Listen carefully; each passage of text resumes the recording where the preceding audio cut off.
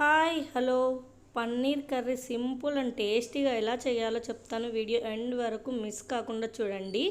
ముందుగా పన్నీర్ని చిన్న ముక్కలుగా చేసుకొని తీసుకోండి.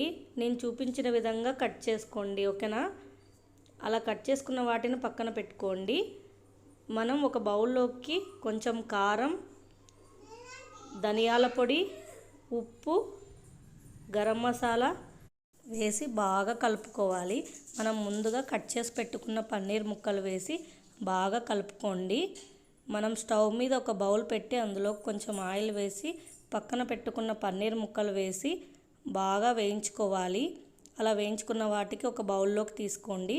అదే ఆయిల్లోకి మనం ముందుగా తరిగి పెట్టుకున్న ఆనియన్, టమాటా ముక్కలు తీసుకొని ముందుగా ఆనియన్ ముక్కలు వేసి కొద్దిసేపు వేయించిన తర్వాత అందులోకి టమాటా ముక్కలు వేసి బాగా మెత్తగా అయ్యేంత వరకు వేయించుకోవాలి. అలా వేయించుకున్న వాటిని ఒక ప్లేట్లోకి తీసుకొని చల్లారిన తర్వాత మిక్సీ పట్టుకోవాలండి. వేడిగా ఉన్నప్పుడు మిక్సీ పట్టకండి.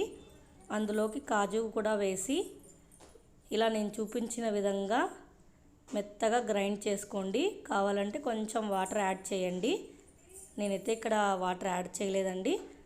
మెత్తగా అయిన తర్వాత అదే బౌల్లోకి బిర్యానీ ఆకు, యాలక్కలు, జీలకర్ర, లవంగం వేసి వేయించుకోండి. అందులోకి మనం పక్కన పెట్టుకున్న పేస్ట్ వేసి అలాగే కొంచెం అల్లం వెల్లుల్లి పేస్ట్ వేసి అలా వేయించుకోవాలి.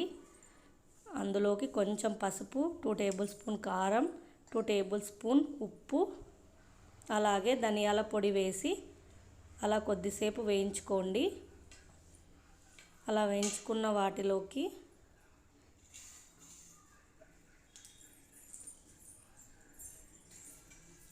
జీలకర్ర పొడి, పెరుగు వేసుకొని బాగా కలుపుకోండి. అలా ఆయిల్ పైకి తేలుతున్నప్పుడు మనకు తగినన్ని వాటర్ వేసుకొని అలా బాగా మిక్స్ చేసుకోండి.